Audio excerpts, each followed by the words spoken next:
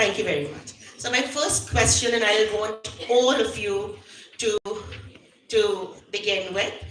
How do you think, with this technological revolution that we have been talking about, we integrate ethics, humanity, and character building in the existing curriculum? So, Dr. Fareed, I'll start from you, and then we'll actually take it this way. Well, thank you very much. Let me begin by really congratulating you all for organizing this wonderful conference. Usually, conferences are organized by individual universities or institutions, but it's really a delight to see that so many institutions, particularly IBS, Sarkar and IBA, have come together. So this is a great step. So I think you have laid foundation of a new tradition, so congratulations. Yes, in a way that also wonderful, wonderful. Well, I said these things also to get some chance to think about my answer as you put me on the floor. Okay, so two, three things. First, actually, part of me says that Gen Z and Alpha actually are more morally aware than many of us. Here is a simple example. Who really came out putting their careers on stake to speak about perhaps the biggest moral question and issue of our time, Gaza? You can see in the countries, in many countries, the young people came out. They put their careers at stake. Even when they were taking their degrees, they made their point very clear.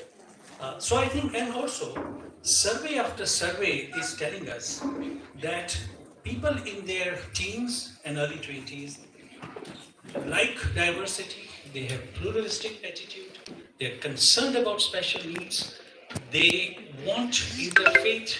So I think those bigger issues that we are talking about, it seems to me that this generation is at least as good as any other. I will not say anything critical about them. They've actually shown the moral courage that is there. I think where the failure has been is actually on our part. Not on the moral thing that they have managed to, but in terms of giving them the right opportunities, the economic and social opportunities, because we have created a world where competition reigns supreme. And these kids, right from the day one, are being told that they have to compete and compete and compete. The result is tremendous increase in mental health. Jonathan Heather recently wrote a book called The Anxious Generation. You know about it. It's very convincingly shown that. So I think if there is anything I would say to begin with, we need to look at our own selves as teachers and as university leaders as to how our own actions and our own vision is shaping and where do we need to change. This generation and generation, I mean, that's how they learn. Where else they learn morality, if not from us? I think we have done a good job as far as these bigger issues are concerned. But we have also put them in very difficult situation when it comes to economic opportunities, when it comes to their social life, their mental life. And hopefully today we'll discuss, I mean, another just minor point, environment consciousness. I think you can see, the young, in fact, it's a movement led completely by young people, by the youth. So I think that should be our starting point, that they have, that it's not a deficit game we are talking about. They have shown, and how do we now make sure that they have the opportunities and context that they can take it forward. Thank you. What I like about Fareed, Dr. Fareed, is he always starts with a very positive note. And he sets the tone for everyone to start thinking in a direction that somewhere or the other we miss to think. So thank you very much for accepting, acknowledging, helping us realize that youth is not at risk. It's just that they are looking for a direction and we need to hold hands. So with this, Dr. Najam, I would like you to share your thoughts and then we'll proceed this way. Okay, so thank you very much for discussing education at this platform. As Dr. Farid said, okay, this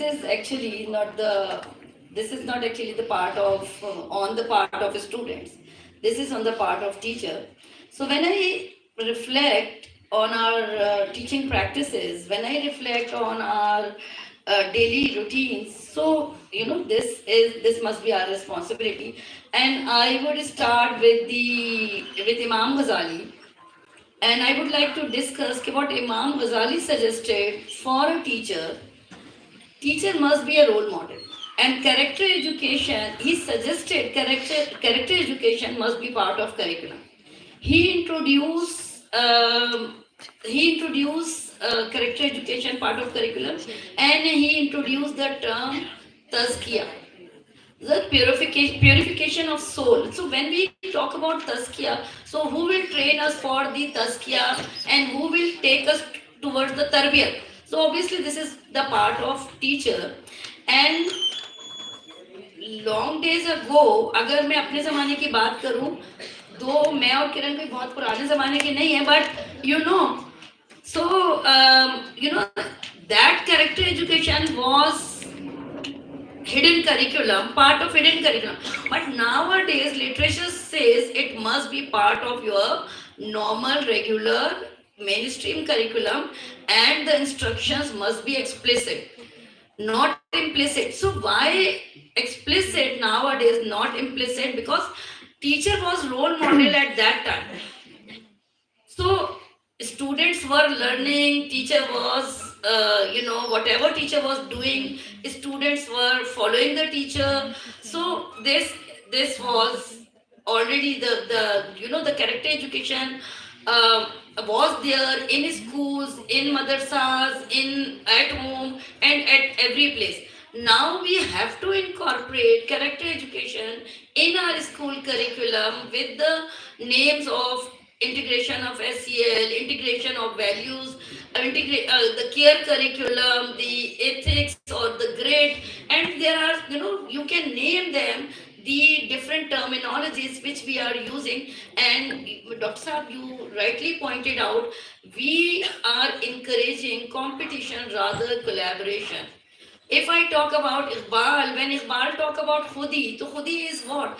It is a total training of character.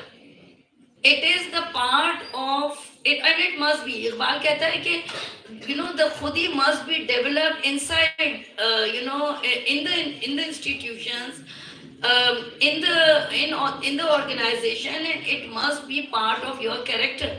So, and khudi was a kind of the level of self actualization, or the level of self development, where you where you are and what are your responsibilities. Khudi is not only the idealization of self, but it is the idealization of the environment and your role in the environment.